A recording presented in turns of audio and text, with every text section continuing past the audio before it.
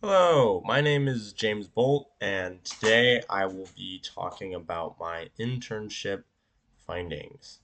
So, who I met? I met Edvard. He was my insight into the whole world of visual effects in Paris. He explained how he met a lot of different visual effect artists when he went to LA, and then he went back with a lot of them to Paris. And he also met a lot of visual effect artists in Paris who either joined visual effects houses in France or made their own. So the cultural differences in editing styles between states and France, there was a lot.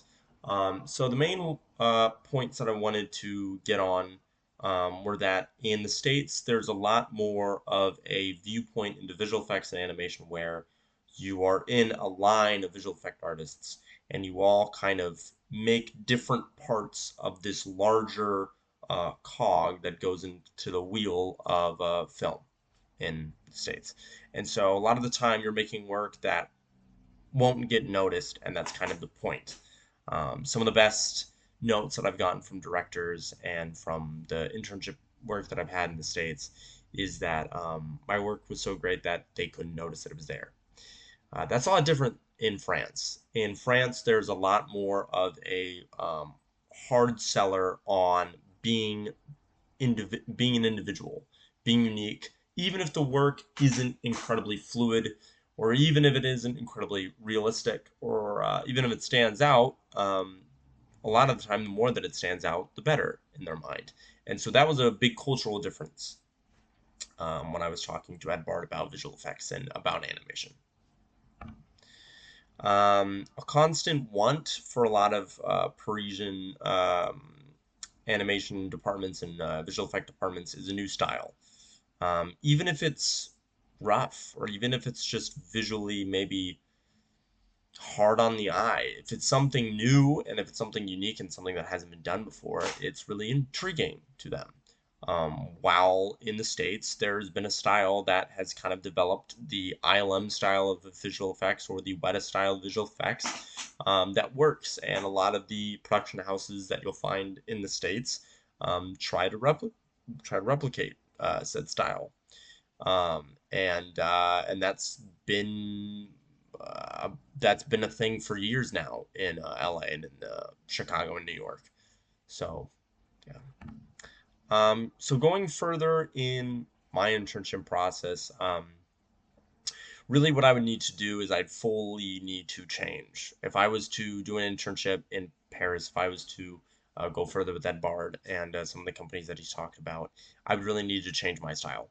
I need to change my portfolio because a lot of things that are in my portfolio right now are there because they're what LA, Chicago, New York production houses like. They highlight um, my ability to key into detail. And a lot of work in LA and Chicago, New York is detail oriented. They really care about the small details of visual effects, while France, Paris, it's a little bit more unique and they don't care much about the detail. It's about, okay, how is this different from things that I've seen previously? How is this unique?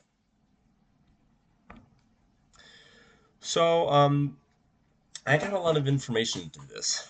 I got a lot of information about visual effects and animation, and I got a lot of information about specifically that there really is more than one way to do a visual effect or to do an animation.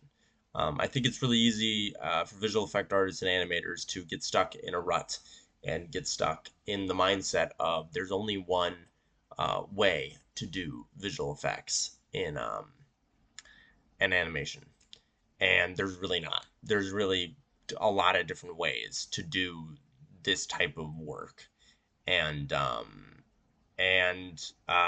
yeah, and I think through looking around here, it really opened my mind. I was like, yeah, there's really like a lot of different ways to do this animation, and and uh, and I think that for networking, taking that piece of information, going further with it, is something that I would need to do. I would need to carry that style further. So, yeah. Thank you for watching this video, and thank you for taking the time to go over my internship findings with me. Um, Thank you very much. Bye bye.